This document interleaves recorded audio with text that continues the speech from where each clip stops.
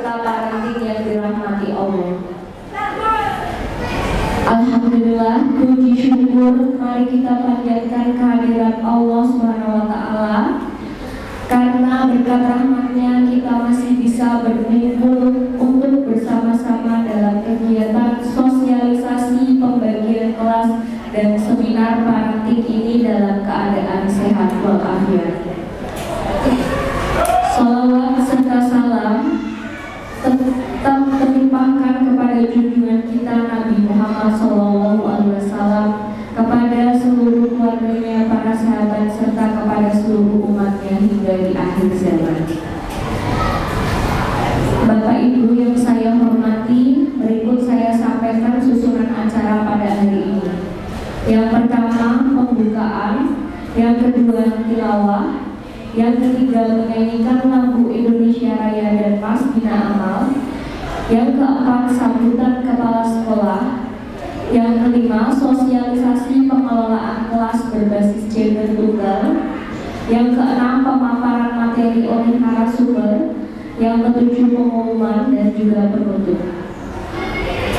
Baik Bapak Ibu, untuk menambah keberkahan, mari kita buka acara ini dengan bacaan basmalah bersama. Bismillahirrahmanirrahim.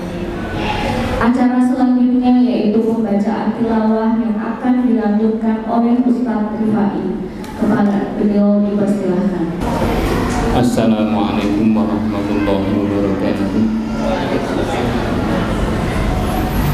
A'udzu billahi minasy syaithanir rajim. Bismillahirrahmanirrahim. Wa laqad atayna Luqmanal hikmata an yashkur lillah wa man yashkur fa innama yashkuru li nafsihi wa man kafara fa inna Allaha ghaniyyun hamid. Wa idh qala Luqman libnihi wa huwa ya'iduhu ya bunayya la tusyrik billah inna syirka la zulmun azim. Wa wasaynal insana biwalidayhi hamalathu ummuhu wahnan ala wahnin wa fisaluhu fi 'amaini an ishkur li wa liwalidayka ilayyal masir.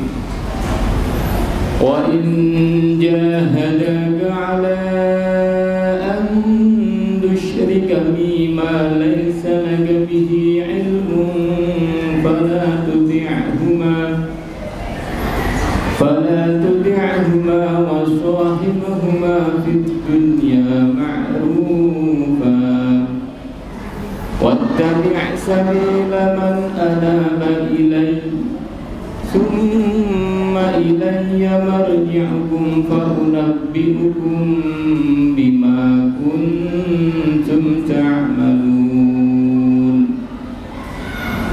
Ya bunayya innaha mithqala habbatin min khardalin fatakun fi sakhratin aw fis samawati aw fil ardi ya'ti biha Allah inna Allaha latifun khabir.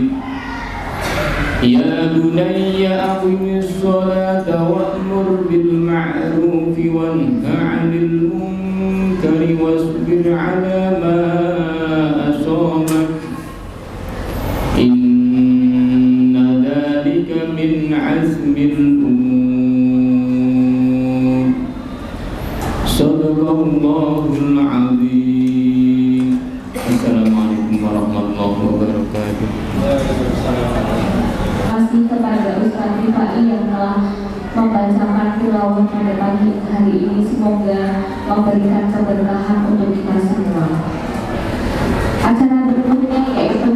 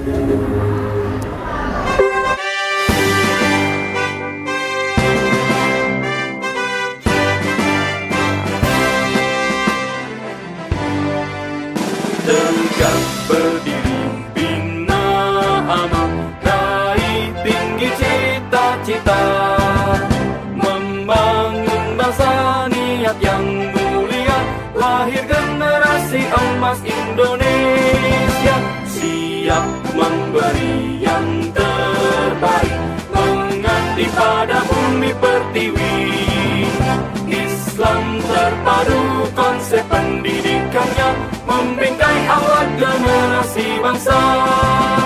Majulah bina amal, majulah pendidikan, majulah bina amal, dengan ridho Allah jayalah.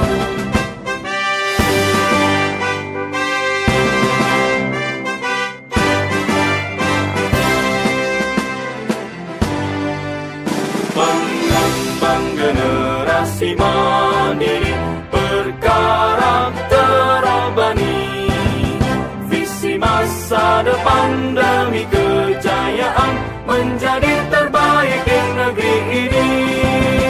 Majulah bina amal, majulah pendidikan, majulah bina amal, dengan ridho Allah jayalah, menjadi yang terbaik bina amal.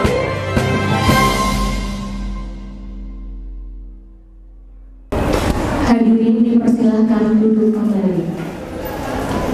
Acara selanjutnya yaitu sambutan dari kepala sekolah yang akan disampaikan oleh Bapak Dr. Ahmad Santoso. Kepada beliau dipersilahkan. Assalamualaikum warahmatullahi wabarakatuh. Buah duku, buah kedondong. Nah begitu dong.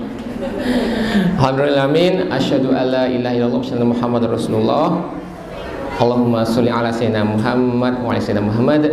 Ini kami hormati Ibu Nohbiza, beliau wali murid Mbak Nashwa kelas 4 Ibnu, sekaligus psikolog yang kita nanti sama-sama akan sharing diskusi. Yang kami hormati Bapak Ibu semuanya, wali murid kelas 4 dan 5, calon wali murid kelas 5 dan 6. Allahumma amin. Kira-kira naik kelas gak nih buat anaknya? Ya, pertama mari kita sampaikan syukur kita pada Allah, entah nikmat yang diberikan, kita bisa dimudahkan ya Bapak Ibu hadir di sekolah kita yang tercinta, mohon sehat walafiat, dan sholat dan salam kita haturkan kepada Nabi Muhammad SAW. Semoga kita dimudahkan mendapat syafaat beliau. Allahumma amin. Bapak Ibu yang di sana dengar suara saya Bu ya? Dengar ya? Baik. Fotonya apa lagi tadi ya? Saya nyapinya ya. Lupa nih. Panen tebu dari Jumat. Semoga Bapak Ibu selalu sehat walafiat. Ya. Bapak Ibu terima kasih kehadirannya. Mohon maaf kami bisa menyediakan di tempat sederhana ini ya. Semoga kita bisa membuat atau menyediakan ruangan yang bagus ya, yang 1000 orang ya, insya Allah ya, aula bagus di sekolahan, hingga kalau kita acara-acara sudah tidak perlu nyewa keluar Bu ya. Allahumma amin ya. Mimpi kita hari ini kan kenyataan belum hari Bu ya, mimpi yang besar tuh ya, mimpi punya aula yang besar gitu ya. Bapak Ibu terima kasih atas kehadirannya. Insya Allah hari ini mohon maaf kalau mengganggu waktu Bapak Ibu semuanya. Mungkin ada yang izin kerja nih, mungkin ada yang juga cuti nih. Siapa yang cuti ini? Nah. Izin sebentar ya demi anak kita. Insya Allah mohon maaf ini sebelum rapotan ada agenda dalam rangka sosialisasi pengelolaan kelas berbasis gender tunggal ya, sekaligus seminar pentingnya keterampilan sosial emosional anak pra remaja dalam rangka mendukung program pengelolaan kelas berbasis gender tunggal. Apa toh Pak itu Pak? Kenapa toh sekarang gitu ya? Tapi mungkin bertanya-tanya ya. Sebenarnya ini sudah lama Bapak Ibu mau kita gulirkan, karena kemarin ada pandemi ya, harus kita laksanakan tahun ini insya Allah. Inilah dalam rangka sebuah pemahaman bersama kita semua bahwa anak-anak kita ya kelas 4, 5, usia 45, bahkan kelas 3 itu secara balik itu sudah ada yang balik Bu ya, secara balik, tapi ternyata secara akil itu agak terlambat ya. Apakah dampak dari pandemi dan gadget itu atau ada dampak lain secara biologisnya, faktor makanan sebagainya, akan disampaikan oleh Ibu Nohbiza ya. Dan juga sebelumnya nanti ada sosialisasi dari tim kurikulum SDT Bina Amal nanti oleh Bu Pipit Wakil 1 Bidang Kurikulum dan Pengajaran yang akan menyampaikan sosialisasi ya. Mengapa ada pemisahan kelas Arijal Anissa ya Bapak Ibu ya? Apakah akil balik atau faktor lain yang ternyata di sekolah yang sudah melaksanakan itu anak-anak lebih fokus ya, Arijal Anissa lebih fokus dalam belajar, dan ada muatan-muatan akil dan balik yang bisa disampaikan lebih langsung kepada anak semuanya. Bapak Ibu, saya tidak berlama karena ini hari Jumat ya, nanti langsung kepada Bu Pipit, Ibu Nurhiza mohon berkenan sharing ilmunya, dan semoga kita bisa mengambil manfaat ya Bapak Ibu. Terakhir saya ucapkan Barakallah Bapak Ibu, saya bocorin ya. Insya Allah Bapak Ibu semuanya, anak-anak Bapak Ibu semuanya naik kelas semuanya. Nanti tanya-tanya, anakku lulus ora yo. Naik enggak ya? Insya Allah naik semuanya Bapak Ibu ya. Barakallah, nanti naik kelas 5 dan naik kelas 6 ya. Dan demikian yang bisa saya sampaikan. Buat durian, buat selasih. Cukup sekian dan terima kasih. Assalamualaikum warahmatullahi wabarakatuh.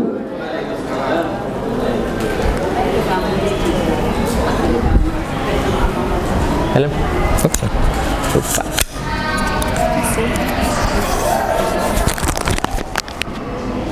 Terima kasih kami ucapkan pada Pak Tora yang telah memberikan sambutan. Acara selanjutnya yaitu sosialisasi pengelolaan kelas berbasis gender tunggal yang akan disampaikan oleh Ibu Fitriani selaku Wakil 1 Bidang Kurikulum. Pada beliau dipersilakan.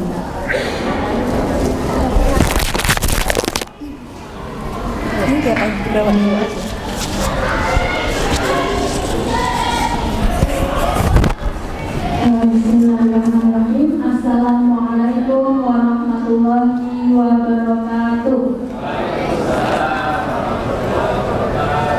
Alhamdulillah hari ini kita bisa bersilaturahim dan menerima rapor sekaligus ada acara pendahuluan sosialisasi pengelolaan kelas berbasis gender tunggal dan seminar maritim. Kabar Bapak Ibu sehat-sehat semua ya? Berbahagia hari ini? Insya Allah berbahagia. Saya bahagia sekali Bapak Ibu. Kenapa? Karena salah satu rezeki itu adalah kita bisa bersilaturahim ya, banyak keberkahan di dalamnya. Dan forum ini juga insya Allah forum silaturahim antara sekolah dan orang tua.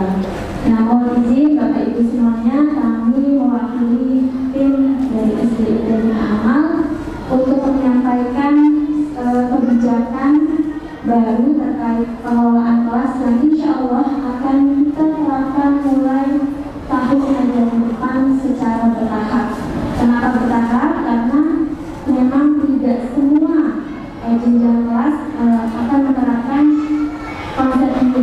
Jadi untuk tahun pelajaran ini, tahun ajaran depan adalah kelas 6 dan kelas 5. Nanti tahun-tahun berikutnya insya Allah mulai dari kelas 4. Kalau kelas 1, 2, 3 masih pengelolaan kelasnya shuttle antara kita dan Budi digabung. Nah, mohon izin menyampaikan sebentar, nanti insya Allah tidak lama-lama karena saya yakin Bapak Ibu sudah lihat apa yang menerima raportnya. Baik, saya berdiri apa ya Bu ya? Baik Bapak Ibu yang dirahmati Allah, sebelum kita kami menyampaikan tentang pengelolaan kelas berbasis gender tunggal, kami ingin menyampaikan kembali terkait visi dan misi sekolah kita. Kenapa? Karena ini sebenarnya muara dari seluruh proses pendidikan yang ada di Bina Amal itu adalah pencapaian visi dan misinya. Dan pengelolaan kelas berbasis gender tunggal ini adalah salah satu alat atau sarana untuk mencapai visi tersebut. Nah, dalam kesempatan yang berbahagia ini kami ingin menyampaikan kembali. Karena kadang-kadang karena waktu dan sebagainya terlupa. Maka kita ingat kembali apa sih visi dan misinya dan kenapa kemudian kita menyekolahkan atau mempercayakan proses pendidikan ini di Bina Amal. Nah, Bapak Ibu yang dirahmati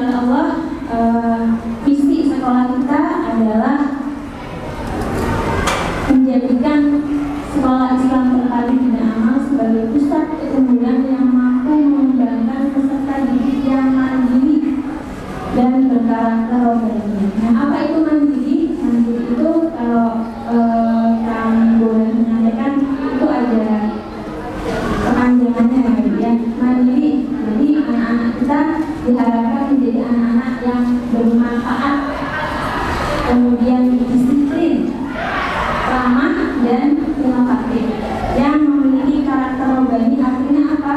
Semua yang dia lakukan, semua yang anak-anak kita lakukan itu selalu terhubung dengan Allah. Niatnya itu adalah karena Allah ya. Jadi itu karakter rohani. Lanjut. Nah, kemudian dari generasi mandiri berkarakter rohani ini kemudian kami turunkan menjadi standar kriteria lulusan. Artinya ketika anak-anak kita sudah menempuh proses pembelajaran sampai dengan 6 tahun, maka kriteria-kriteria ini yang diharapkan hadir.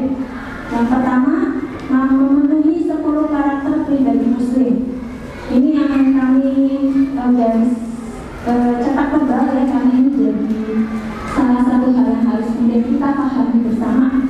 Kemudian kemampuan membaca Al-Quran, penetasan belajar secara akademik, pengembangan bakat minat, kemampuan berbahasa asing, kematangan menghadapi tantangan masa depan, sampai kemudian menjadi pribadi religius, berjiwa Pancasila dan mencintai NKRI. Jadi insya Allah anak kita adalah anak yang mencintai tanah airnya, yang siap berkontribusi untuk Indonesia ya, sesuai dengan jenjangnya. Lanjutkan. Nah, 10 karakter pribadi muslim siswa Bina Amal. Ada 10 juga Bapak Ibu. Yang pertama adalah anak-anak kita memiliki akidah yang lurus, akidah yang selamat. Anak-anak kita harapannya tidak percaya dengan hal-hal yang tahayul, tidak jatuh pada kesyirikan. Semua aktivitasnya tadi muaranya adalah untuk mendapatkan ridho Allah. Dan ini kita usahakan, kita tekankan betul dalam seluruh proses pendidikan yang ada di Bina Amal. Kemudian ibadah yang benar, bagaimana sholat, wudhu yang benar, akhlak yang baik, memiliki kesanggupan mengelola hawa nafsu, sampai yang terakhir ia berlatih bermanfaat untuk orang lain. Dan Bapak Ibu yang dirahmati oleh Allah, pengelolaan kelas berbasis gender tunggal ini adalah sarana atau kebijakan yang kami harapkan dapat mendukung tercapainya 10 karakter ini. Boleh foto dulu, nanti biar bisa jadi pemahaman bersama. Lanjutkan. Nah, pengelolaan kelas ini memang menjadi bagian yang sangat penting di Bapak Ibu untuk kita ya, agar tadi tujuan-tujuan pendidikan atau bahasa yang tadi dari lulusan Bina Amal tercapai dengan kita melakukan pengelolaan kelas. Salah satunya apa itu?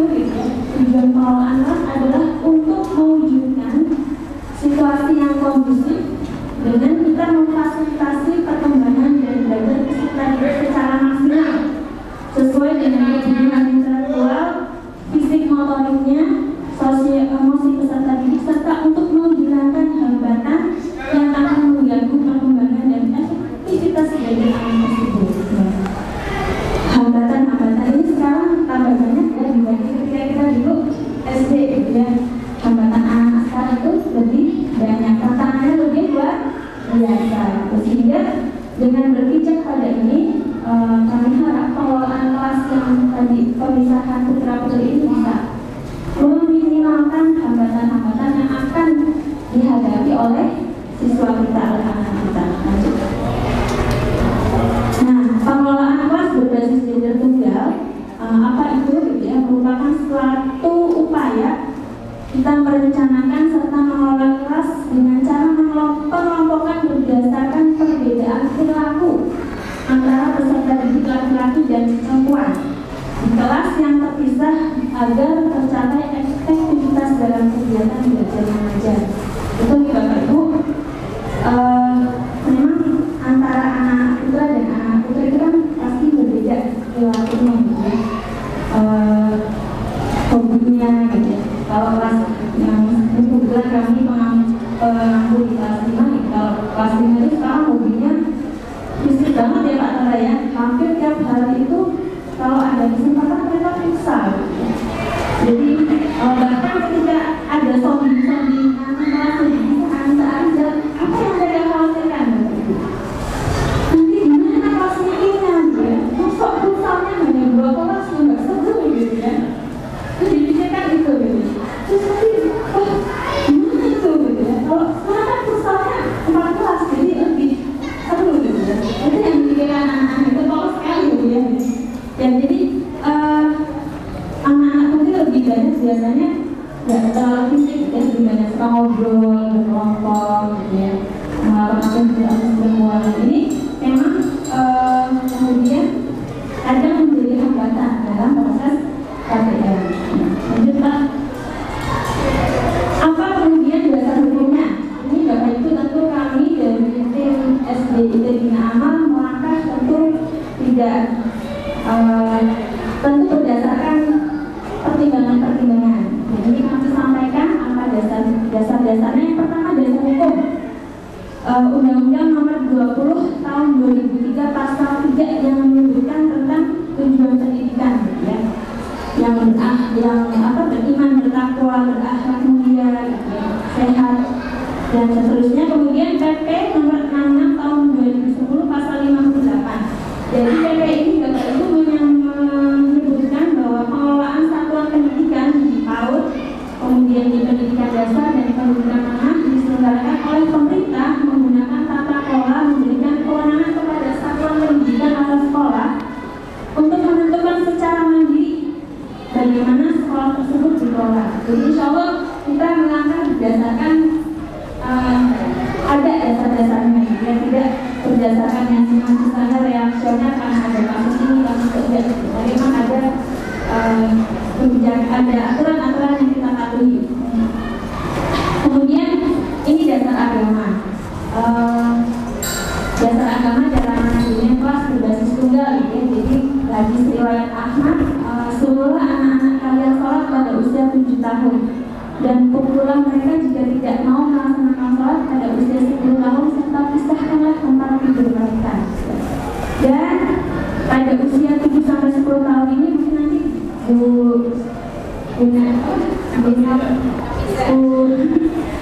kita nanti bisa menjelaskan lebih dalam gitu ya. Jadi usia 7 sampai 10 tahun adalah usia awal tamis, ya. Tamis itu dapat membedakan salah dan benar, bahkan bisa cantik dan tidak gitu ya. Saya seringan ya kemarin saya menemui 2 orang anak laki-laki dan perempuan yang saling suka gitu ya. Kamu suka? Iya suka. Kenapa suka? Cantik. Oh iya. Terus kamu suka dia kenapa? Ganteng gitu. Soal lagi baik dan sebagainya.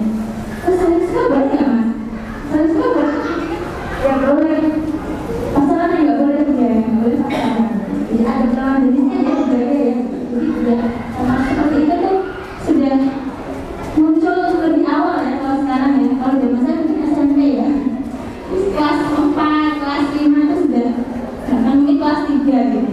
Nah pada masa ini anak-anak harus mendapatkan pemahaman tentang adab meminta izin memasuki kamar orang tua atau orang dewasa di rumahnya pada 3 waktu. Jadi juga ini analogi di rumah ya. Dan di sekolah pun harapannya demikian anak-anak mulai memang kita pahamkan, kita biasakan untuk pengenalan mana yang muhrim, benar ya, muhrim dan yang tidak, sehingga kemudian bisa menerapkan adab-adab lawan jenis secara Islam dengan baik. Dan tadi yang disampaikan Pak Tora, persiapan masa balik. Nah ini masa-masa menuju balik. Dan sekarang tantangannya Bapak Ibu, baliknya itu lebih cepat daripada pematangan akalnya. Jadi saya juga cerita juga di pengalaman sih, ada siswa kita kelas 2, kelas 3 ya, kelas 3 awal ya Pak Tora ya. Jadi dia itu dengan polosnya gitu ke salah satu guru putra, aku berdarah. Bapaknya terus dia kenapa Mak? Aku kan enggak ini berdarah di ini sudah hai. Dan bayangkan ya dia usia segini sudah kemudian sudah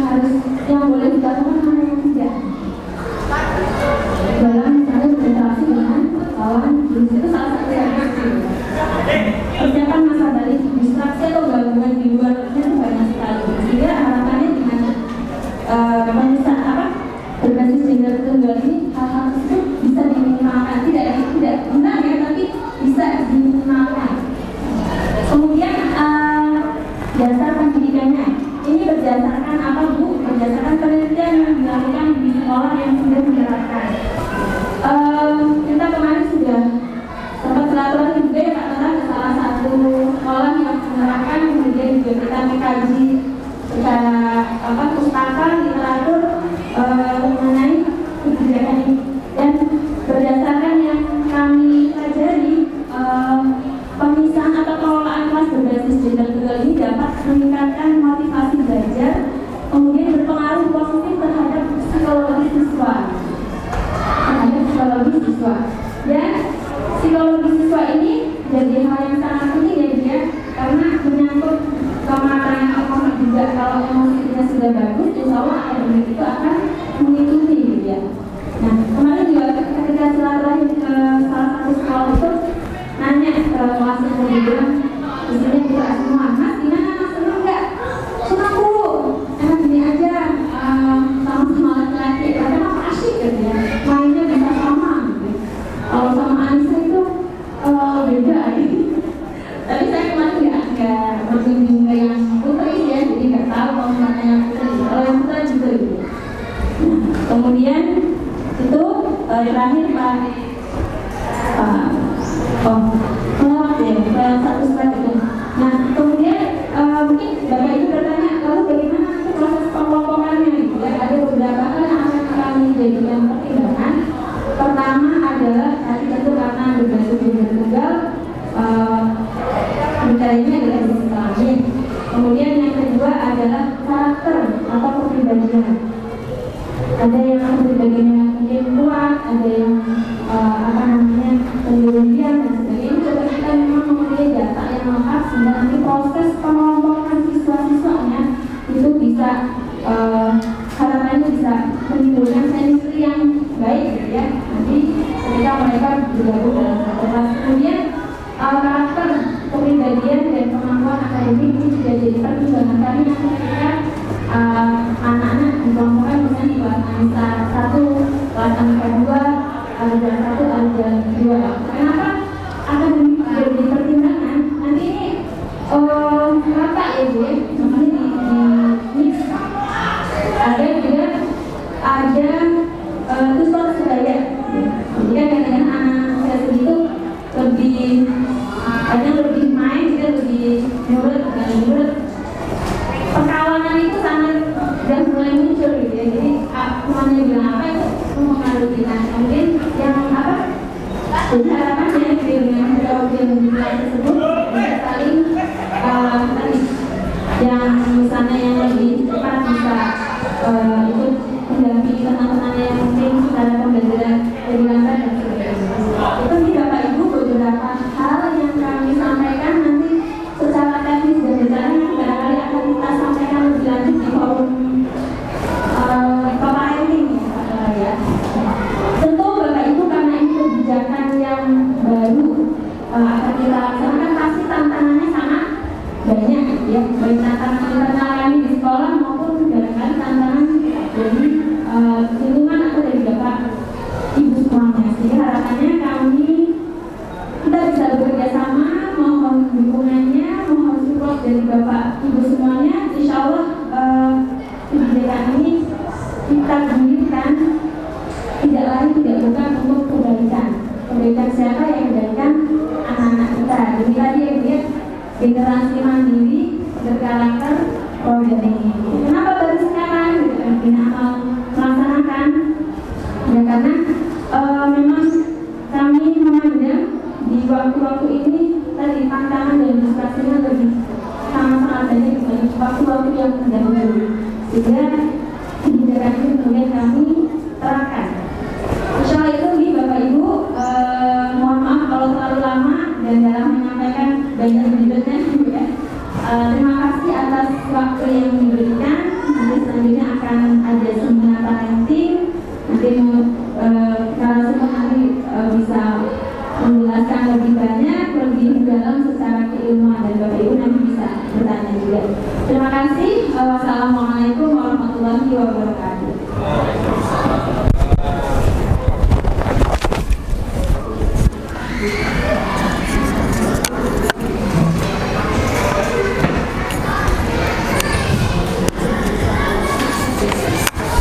Bapak Ibu, mohon maaf yang berada di lapangan, sebelum dilanjutkan boleh berpindah dulu ke dalam aula. Sama cukup. Insya Allah cukup.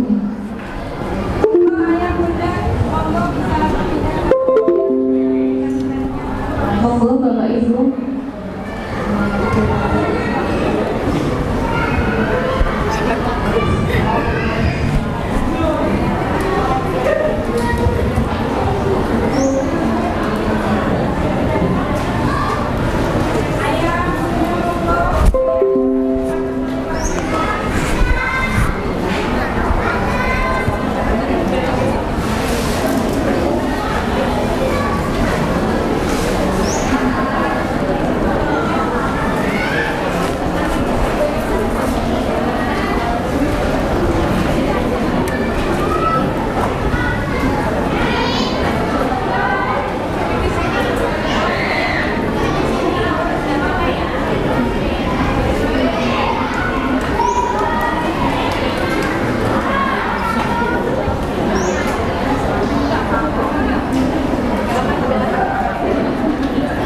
Terima kasih kepada Ibu Fitriani yang telah memberikan menyampaikan terkait tentang pemisahan kelas.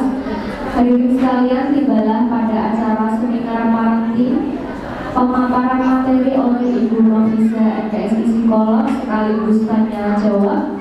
Sebelum seminar ini dimulai, saya akan paparkan sedikit. Beliau merupakan lulusan Magister Profesi Psikolog Klinis di Universitas Islam Indonesia Yogyakarta dan tergabung dalam Himpunan Psikolog Indonesia dan juga Ikatan Psikolog Klinis.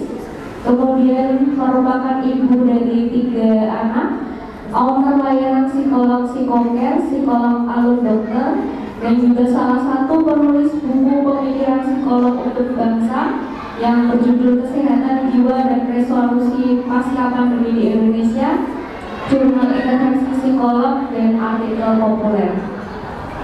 Kepada Ibu Nofisa dipersilakan.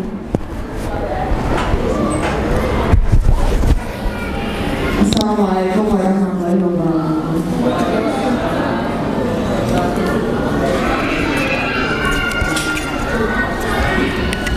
Sebentar ya.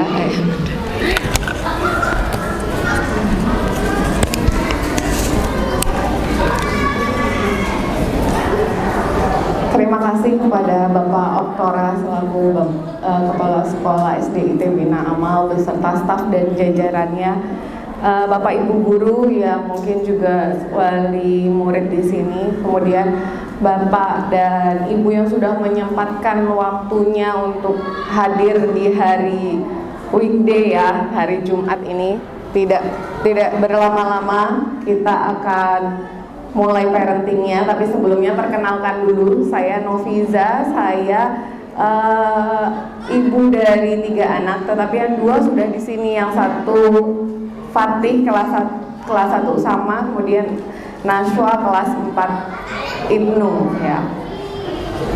Pada kesempatan kali ini saya akan memaparkan tentang pentingnya memahami sosial emosional anak di usia pra-remaja sebagai gambaran nih untuk kita persiapan pemisahan kelas sesuai gender. Tidak hanya ayah bunda yang bingung, pasti juga guru-guru di sini juga butuh penyesuaian yang ekstra banget untuk menyesuaikan keadaan yang sebelumnya mungkin digabung, kemudian sekarang dipisah, pasti ada kesulitan-kesulitan yang dihadapi. Sebelum memulai, saya ingin tanya nih ke salah 2 atau salah 3 ayah bunda. Pas denger mau dipisahin laki-laki sama perempuan, apa? Seneng atau bingung atau gimana? Seneng. Oke, alasannya? Arijal banyak yang usil. Oh, Arijalnya banyak yang usil. Terintimidasi yang anaknya Arizal nih ya. Kalau ayah dari ayah nih gimana? Setuju nggak? Ya, Setuju. Alasannya? Tadi setelah dijelaskan oleh Ustaz tadi lebih fokus. Oke, anak-anaknya bisa lebih fokus. Ada yang nggak setuju? Jangan takut. Siapa? Boleh di sini biar mumpung ada Pak Oktora. Ada? Ya, kenapa Bunda?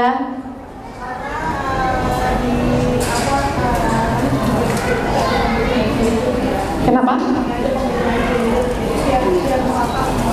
Tidak ada perbedaan gender. Oke, nanti kita bahas lagi. Boleh, semuanya boleh. Jadi kekhawatiran yang tadi itu muncul ya, saya sebutkan ya, yang ada bisik-bisik tetangga karena saya kan wali murid sini juga ya. Apa sih yang dikhawatirkan? Anak jadi susah menyesuaikan diri. Udah sama-sama bareng-bareng terus tiba-tiba dipisahkan gitu ya. Anak jadi susah menyesuaikan diri. Kemudian tanggung, bentar lagi juga SMP, kenapa harus pakai acara dipisah-pisah? Mungkin yang naik kelas 6 mikirnya seperti itu ya. Terus nanti gak jadi semangat dong. Biasanya kan ada yang keras gitu ya, kalau kata anak saya, yang suka-sukaan itu jadi nggak semangat dong kalau dipisah gitu ya. Nah kemudian ada juga nih yang bilang kayak gini nih, nanti kalau jadi suka sesama jenis gimana gitu ya, karena mereka kan belum balik, masa peralihan, terus nanti jadi karena satu kelas ngelihatnya laki-laki semua jadi naksir gitu ya. Ada yang berpendapat seperti itu, benar atau enggak nanti kita bahas lagi satu-satu. Sebenarnya ya Bunda, ada kekhawatiran yang tidak tampak di sini ya. Kekhawatiran yang saya yakin di benak Bapak Ibu ketika melihat berita-berita yang sedang bermunculan sekarang, fenomena saat ini yang na'udzubillah min dzalik ya, luar biasa ya. Ya, kita baca sedikit ya, agak-agak mengerikan, ngeri-ngeri sedap ya. Nggak kelihatan nggak saya bacain ya. Prostitusi daring di Hotel Jakbar itu 18 anak dijual via micet. Jadi anak-anak yang megang HP itu bisa menjajakan diri dengan chatting mesra dan dia dibayar. Itu rata-rata anak SD yang sudah mulai terpapar ya. Kemudian ada juga, dan ini dijualnya murah loh, 10.000, 7.000, karena mereka targetnya adalah uangnya yang anak-anak kecil bisa memungkinkan untuk bayar gitu ya. Kemudian siswi SD jadi korban penganiayaan seksual 2 kawannya. Kalau ayah bunda nggak pernah mendengar, mungkin hanya di berita aja, itu mungkin di tempat-tempat yang jauh dari kita gitu ya. Tapi saya sebagai psikolog klinis itu di Semarang juga banyak sekali ya, banyak sekali. Bahkan tahun kemarin itu kami menangani juga ada siswa kelas 4 bersama-sama dengan temannya menonton video porno ya. Kemudian di salah satu rumah temannya yang kosong, kemudian ini ada anak-anak enggak ya, yang mana ya, kemudian dia video yang tidak baik gitu ya, kemudian mengajak temennya yang bareng-bareng itu untuk mencobanya kepada adiknya yang kelas 2 SD. Jadi itu terjadi di sekitar kita ya, terjadi di sekitar kita. Kemudian ada lagi nih ya, korban pelecehan seksual ya, karena meniru pelaku. Jadi korban itu sudah, jika tidak ditangani maka dia akan jadi pelaku. Korban yang anak-anak kecil mungkin jadi korban pedofilia dan sebagainya, itu gedenya dia akan menjadi pelaku. Karena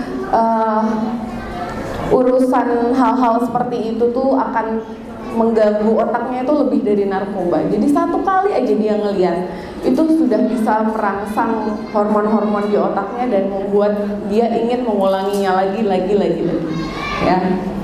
Jadi itu makanya bahayanya sosial media atau zaman sekarang ya, digital zaman sekarang. 3 bocah SD lakukan pelecehan seksual terhadap siswi TK. Nah ini ya, ini juga banyak ya, ini baru nih terjadi 2023. Nah yang paling baru lagi nih, Juni ini nih, komunitas LGBT di sekolah dasar ya. Ini jadi salah satu gurunya merazia hadiah HP anak-anaknya dibuka, ternyata isi WhatsApp-nya luar biasa. Mereka sudah membentuk komunitas sendiri. Bahkan saya ceritakan sedikit ya, supaya kita sama-sama melek dari hal-hal seperti ini.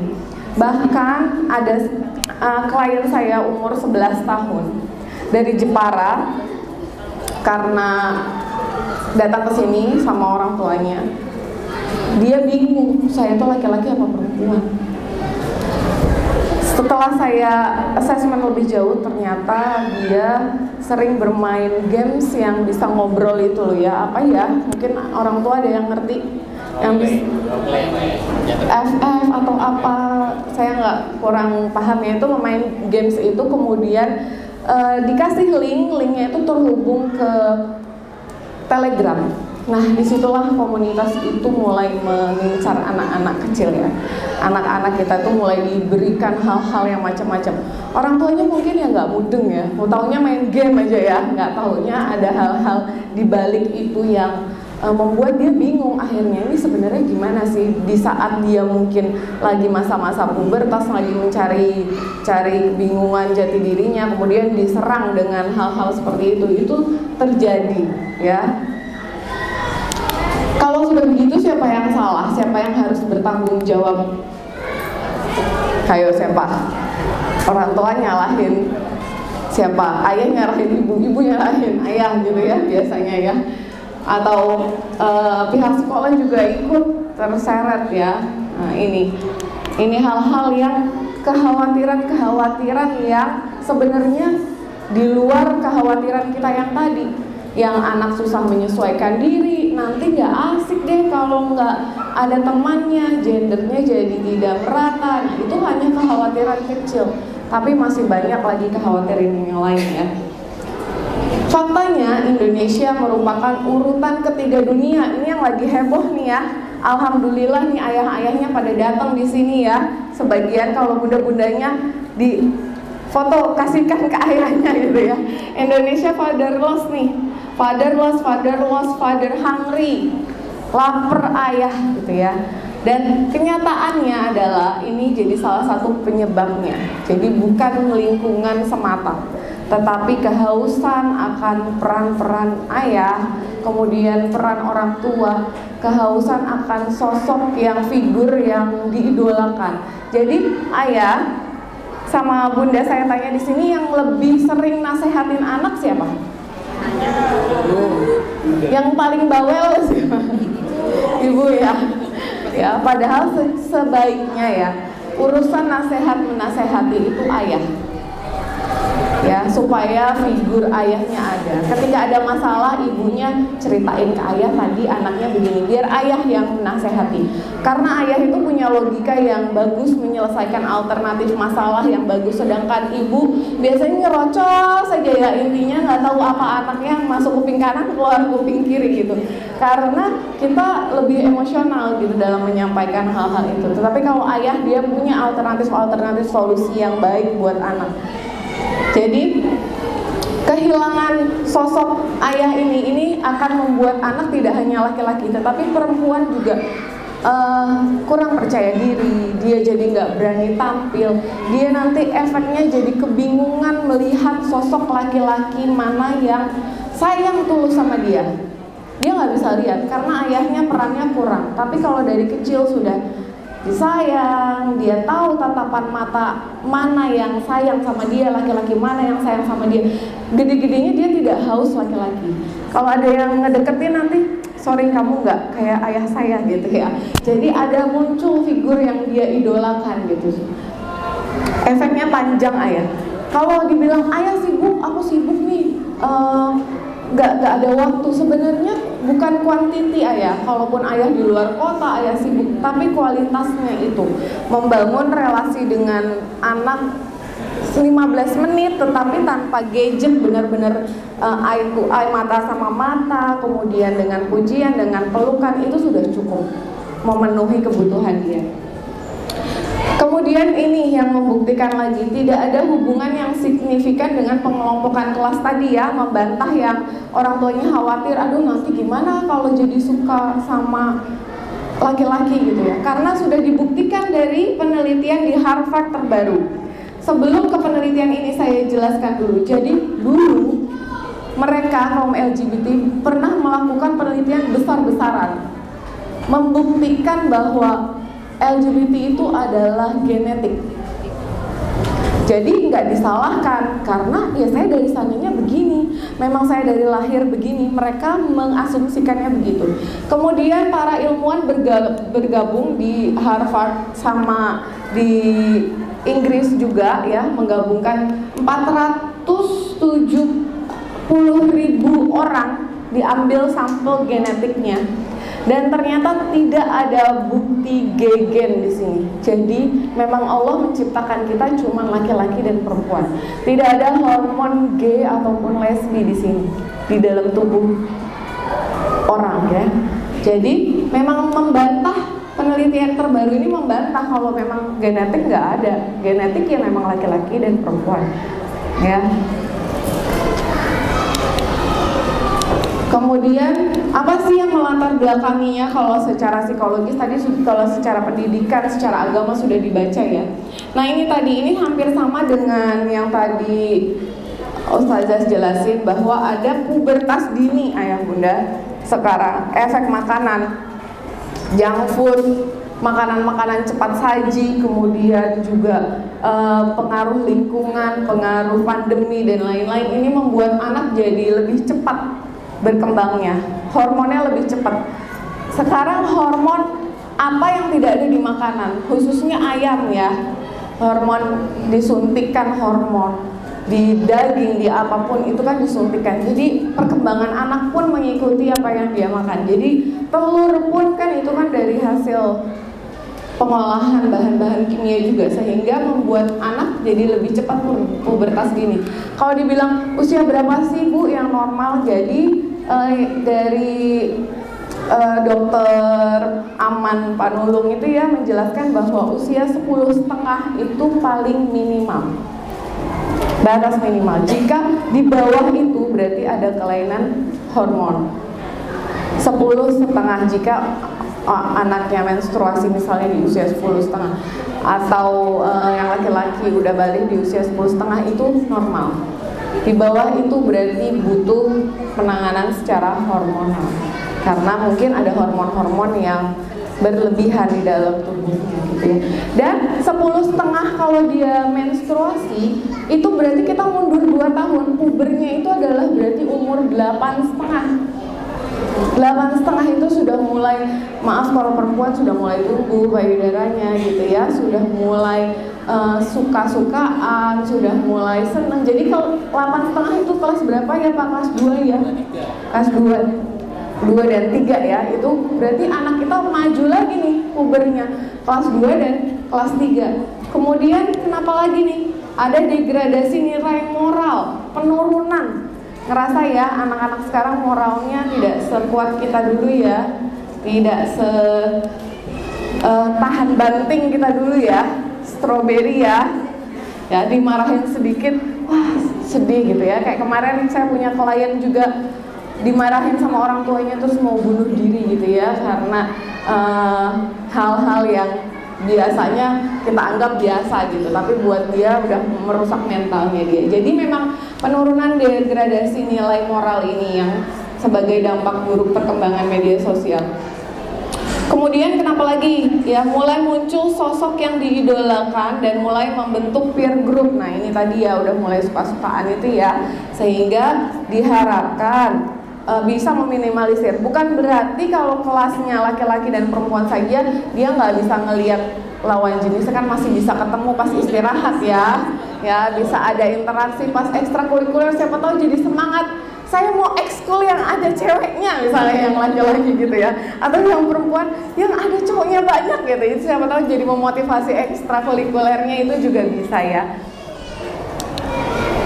Kemudian kita lihat lagi ya, ini ada penelitian juga tentang kelas berbasis gender. Kalau tadi Bu Guru sebelumnya menjelaskan secara akademik, kalau ini di luar negeri malah ya sudah diteliti di luar negeri.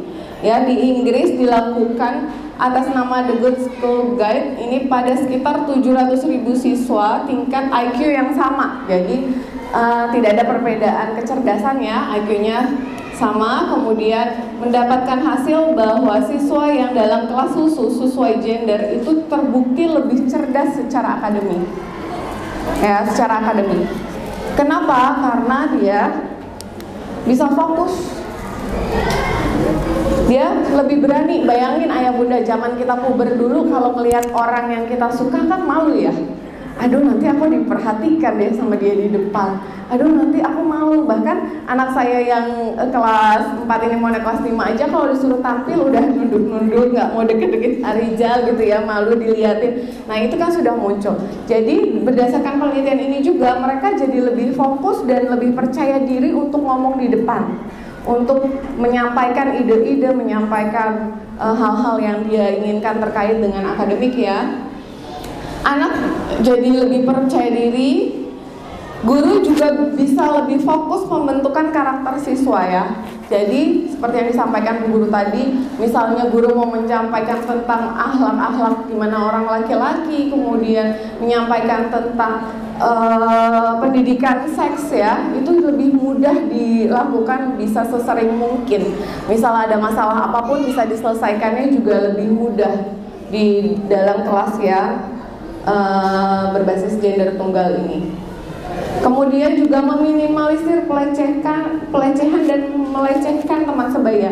Ini juga harus kita jelaskan ke anak-anak kita ya, bagaimana bersikap terhadap perempuan harus seperti apa gitu. Karena anak kecil itu juga udah merasa loh kayak ditarik jilbabnya atau apa, dia tuh sudah merasa tidak nyaman karena itu bentuk dari pelecehan yang dia alami gitu ya. Itu bahkan juga bisa jadi trauma nanti ke depannya kalau ada hal-hal yang misalnya ditarik sampai rambutnya terbuka itu ya, atau gimana, itu juga bisa jadi pengalaman buruk buat anak-anak kita. Nah, kemudian apa hubungannya nih sama materi yang akan saya jelaskan ini tentang sosial emosional anak? Jadi penyesuaian diri anak terhadap perubahan ini yang akan kita jalani nanti ini sangat erat kaitannya bagaimana anak terampil secara sosial emosionalnya dia. Kalau anak terampil secara sosial emosional, diharapkan anak akan mudah beradaptasi. Jadi jangan khawatir, ini mungkin yang stres sebenarnya ayah bundanya. Kalau anak-anak itu gampang banget menyesuaikan diri. Dia gampang sekali untuk dekat dengan teman-teman yang baru gitu ya. Tapi bagaimana buat anak-anak yang susah gitu? Kita jelaskan di sini ya.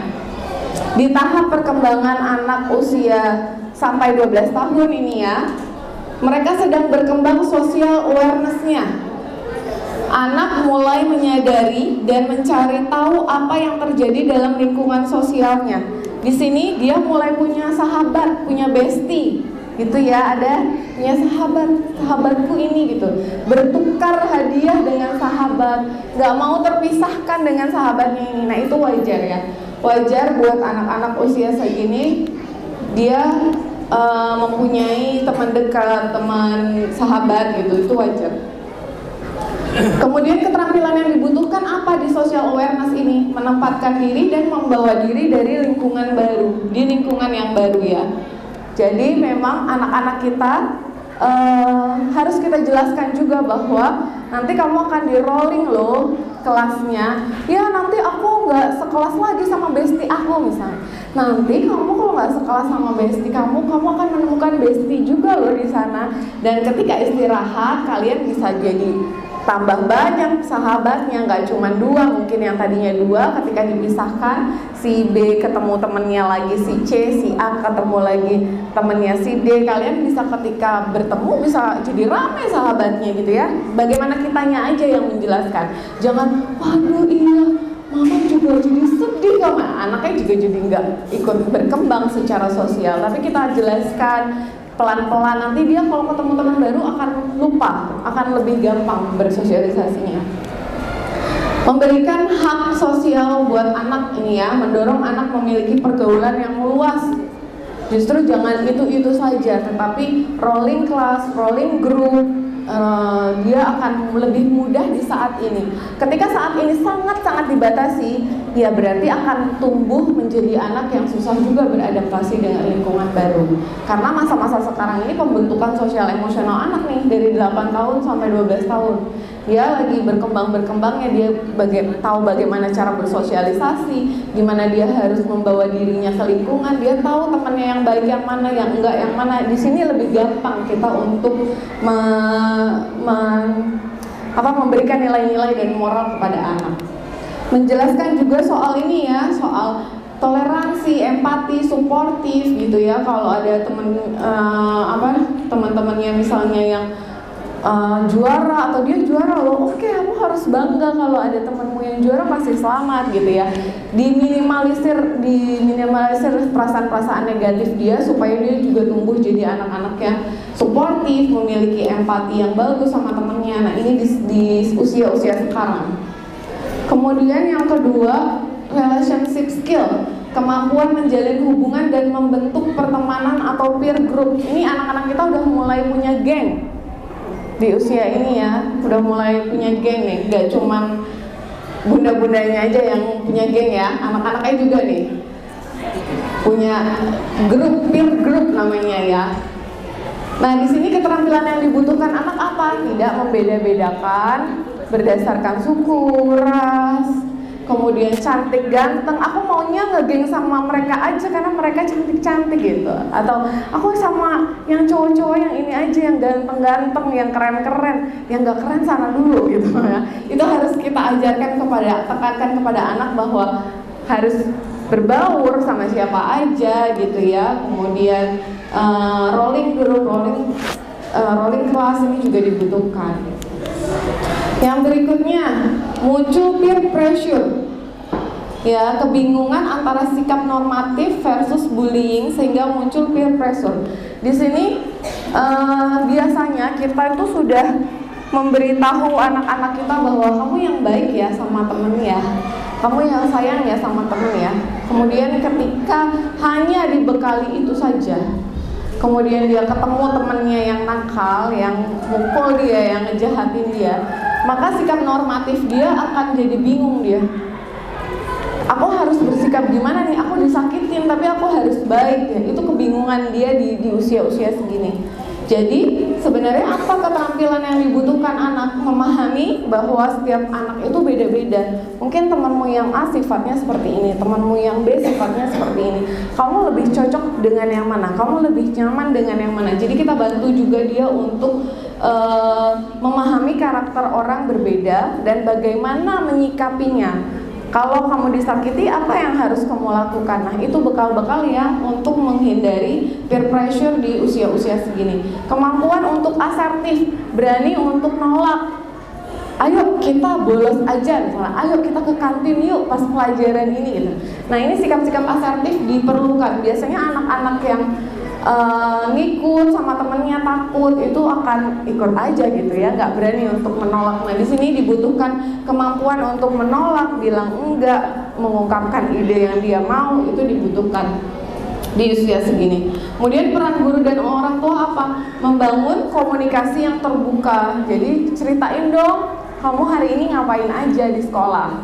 Ada masalah apa? Di situ kita juga jadi tahu dan memberi alternatif solusi kepada anak yang baik juga. Mendorong anak berani speak up, menyelesaikan masalah dengan temannya. Yang kemudian berkembang self awareness, kemampuan mengetahui perasaan dan emosi yang sedang ia rasakan, bagaimana menyesuaikan diri dengan keadaan. Jadi ayah bunda, ini yang jadi PR sampai saat ini saya juga bingung. Banyak sekali remaja-remaja yang nggak tahu dirinya gimana. Baru kemarin tuh datang ke saya juga remaja yang sedih, nangis terus, tapi nggak tahu efek. Kenapa saya sedih? Saya nggak tahu. Saya nggak tahu tujuan hidup saya, padahal mahasiswa kedokteran ya.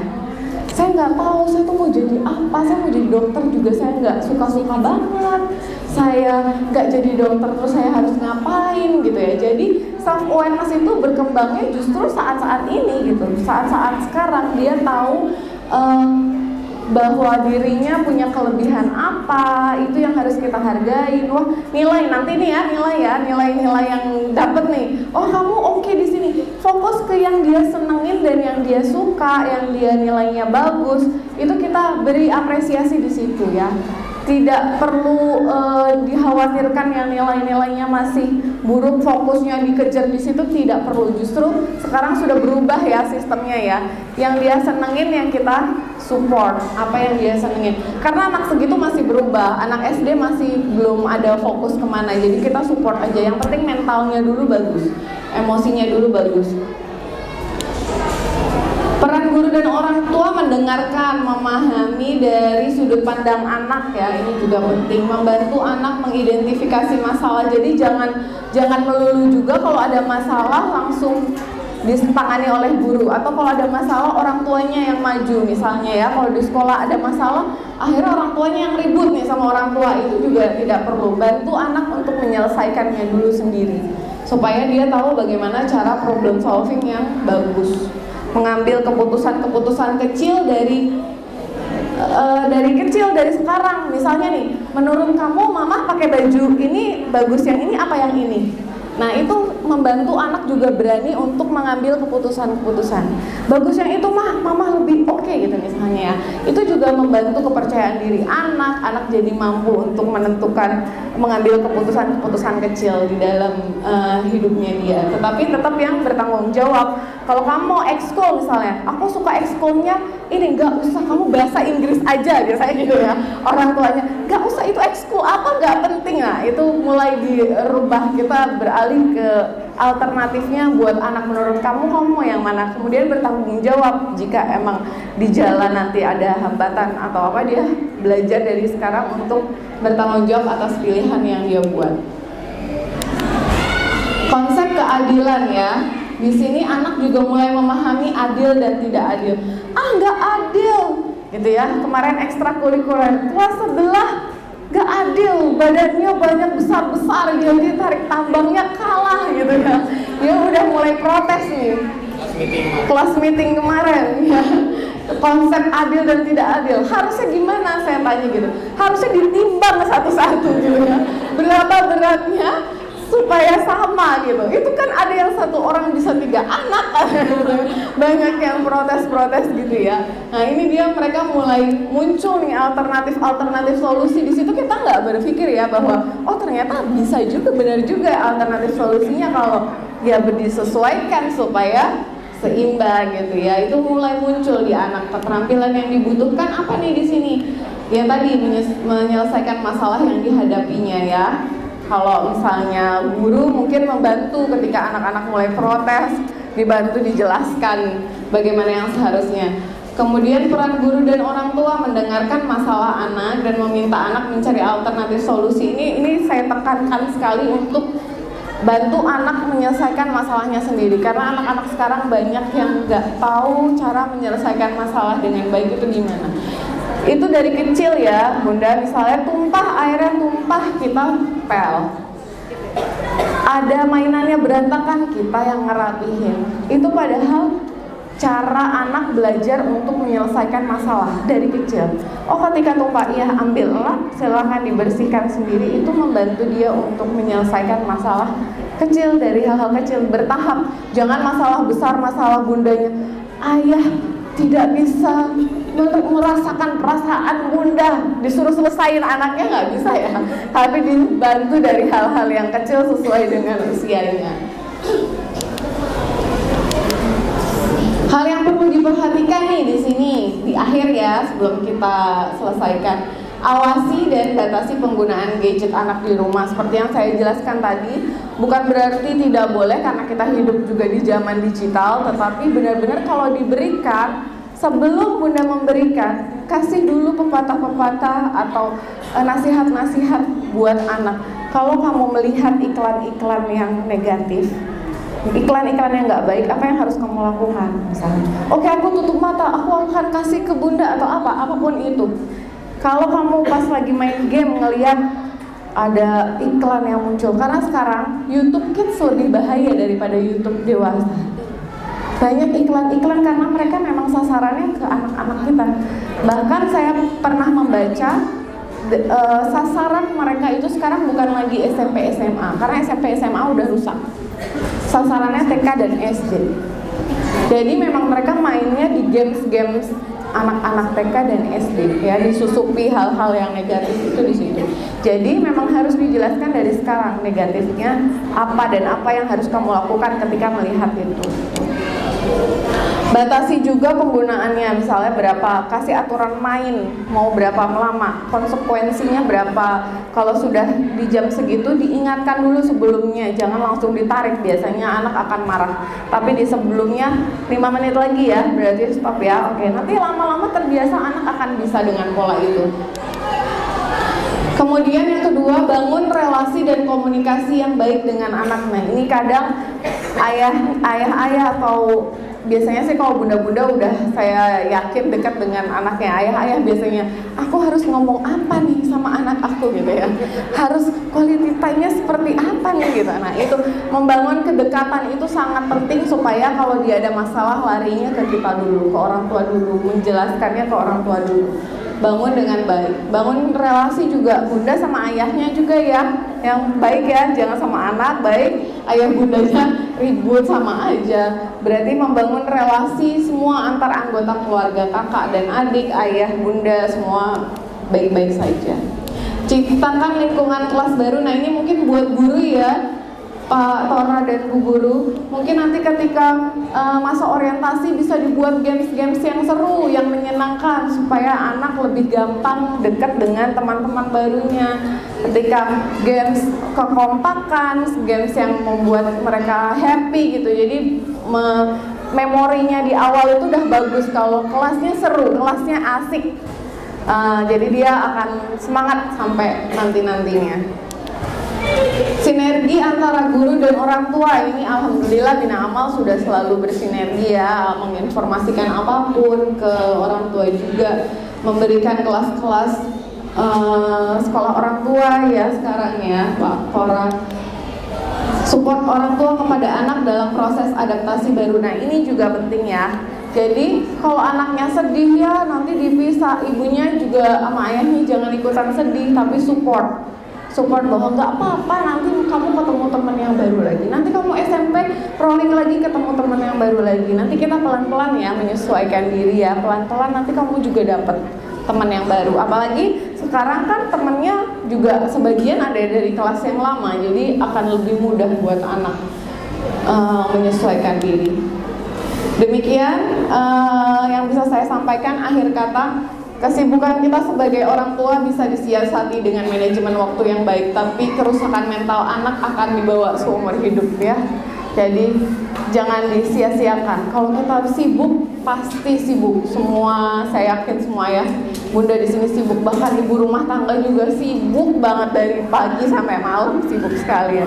Tapi gimana kita menyiasati waktu, quality time tadi minimal 30 menit atau 15 menit itu ngobrol sama anak tanpa gadget, tanpa orang tuanya sambil nonton sinetron atau nonton TV ya, tapi benar-benar kontak mata bareng anak, ceritain apa aja gitu tentang kejadian hari ini di sekolah gimana, kamu ngapain aja, ada berantem sama teman gimana. Jadi membantu anak, mendampingi anak. Tidak lama ya bunda, ketika dia sudah terbentuk mentalnya nanti remaja usia 12, 13 tahun, 14 tahun itu dia udah bisa dilepas sendiri gitu ya.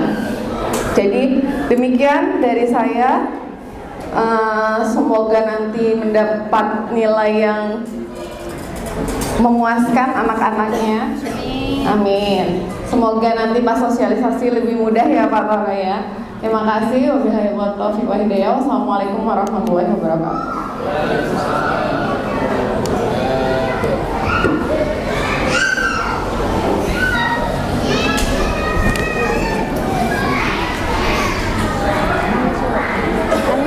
Iya. Terima kasih Ibu Nofisa yang telah menyampaikan materi. Untuk selanjutnya yaitu sesi tanya jawab. Apabila ayah bunda ingin bertanya, silakan. Boleh banyak. 3 saja ya. Kita batasi 3 pertanyaan nih.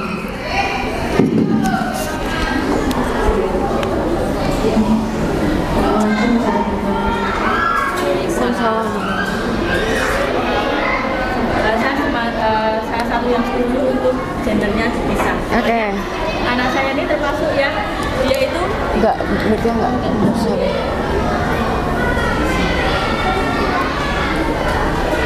Satu. Yang satu.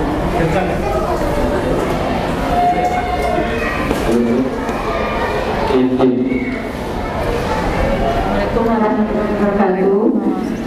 Saya termasuk yang dulu ikut kelasnya dipisah. Soalnya anak saya ini kan yang laki-laki. Itu kalau yang saya tanyain di kelas gimana, selalu bilangnya bukunya terlalu lama. Lamanya kenapa?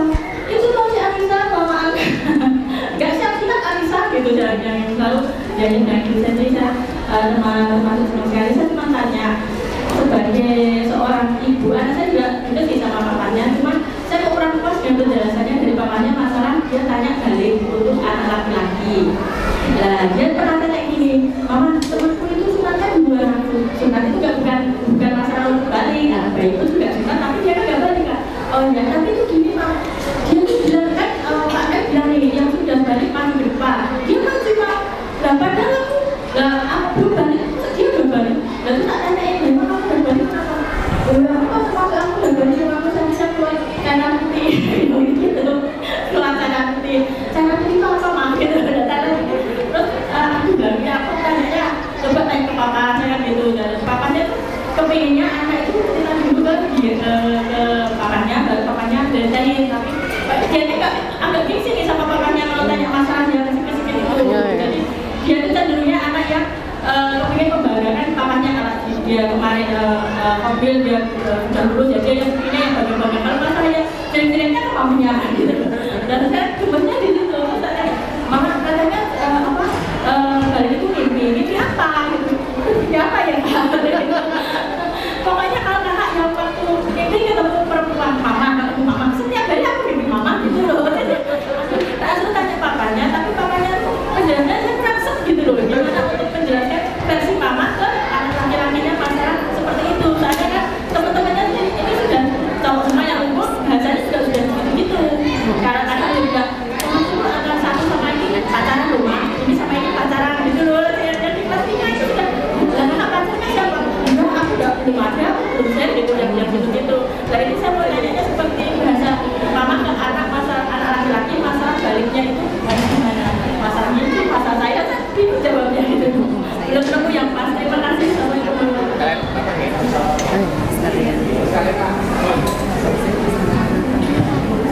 Assalamualaikum warahmatullahi wabarakatuh. Waalaikumsalam.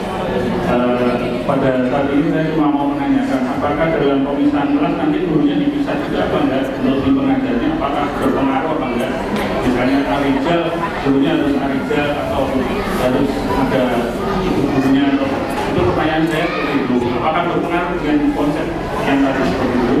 Yang kedua, kalau dalam tingkat kebersihan mungkin nanti akan buat anak laki-laki itu lebih baik itu ya, melanggar aturan kelas itu ya, karena semuanya laki-laki atau apa, itu mungkin pertanyaan saya seperti itu. Buat dari satu lagi terakhir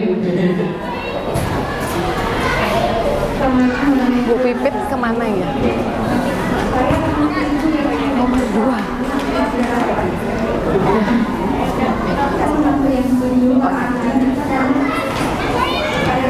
Kelasnya anak saya masih saya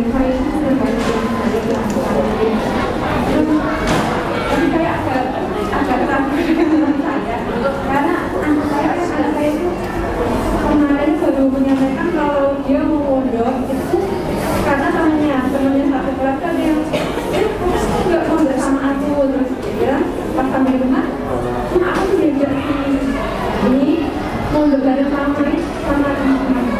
pada di anak yang ngajak lagi itu itu udah iya aku mau, tapi aku mau punya mondok karena temanku tadi yang saya takutkan kalau di kelas namanya anak saya nggak tahu kalau itu bapak sama teman-teman Arida yang saya takutkan nanti pikiran Arida iya karena dari kelas 1 emang bestinya sama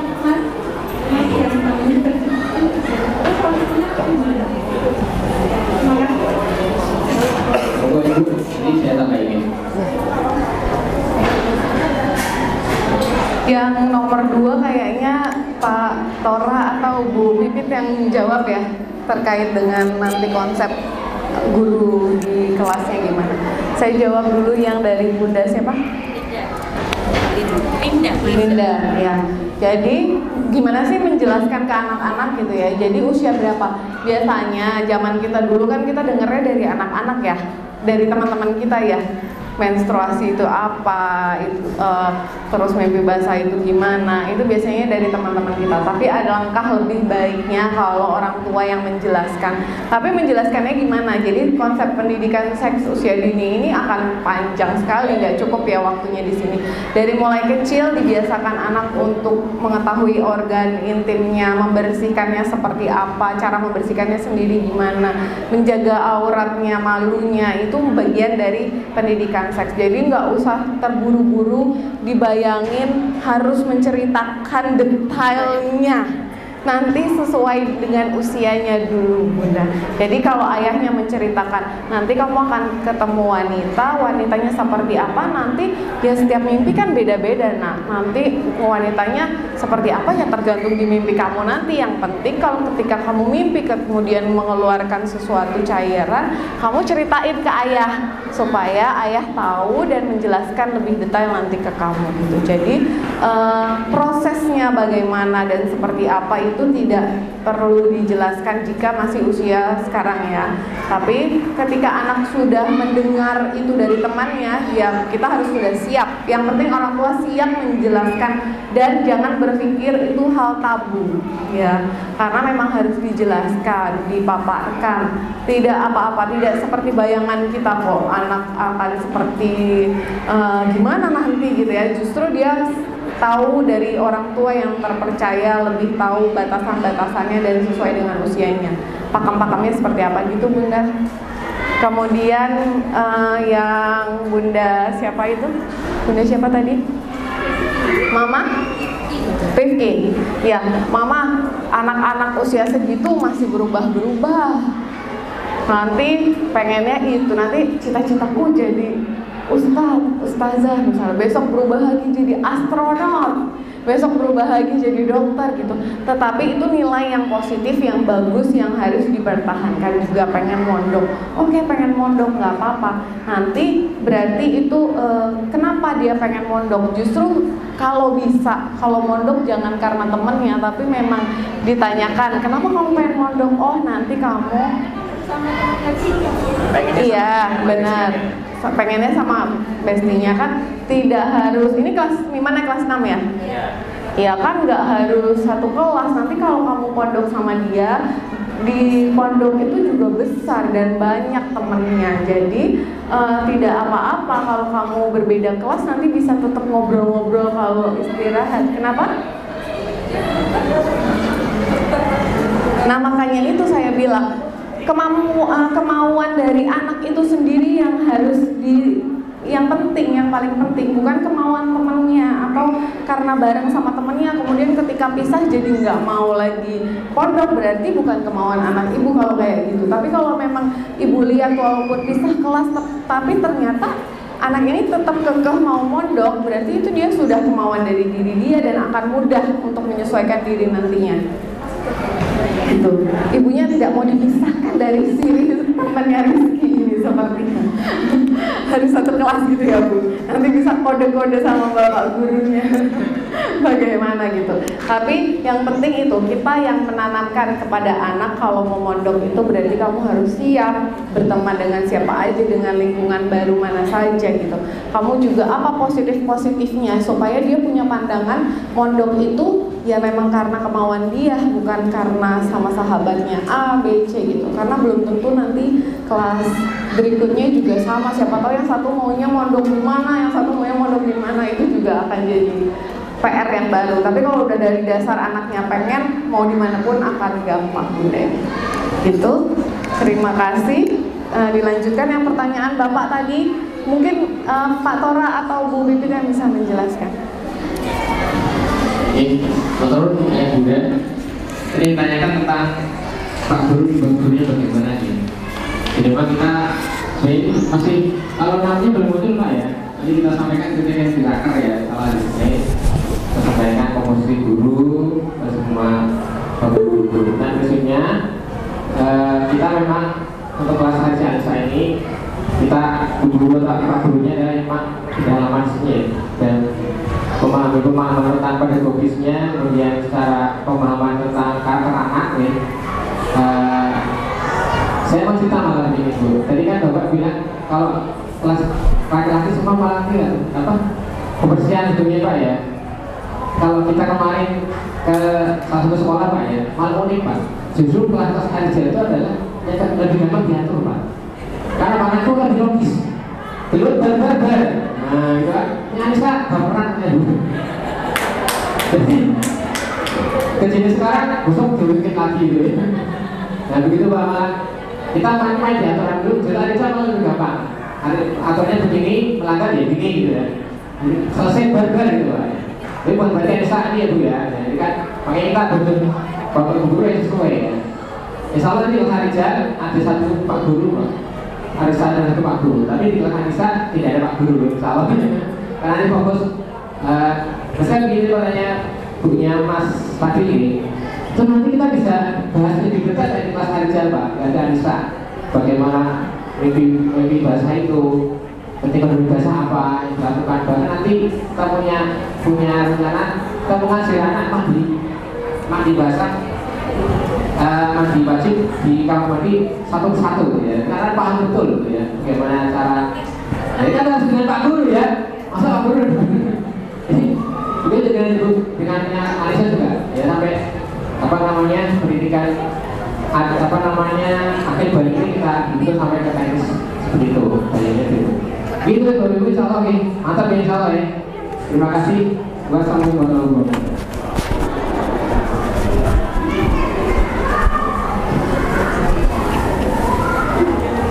Terima kasih.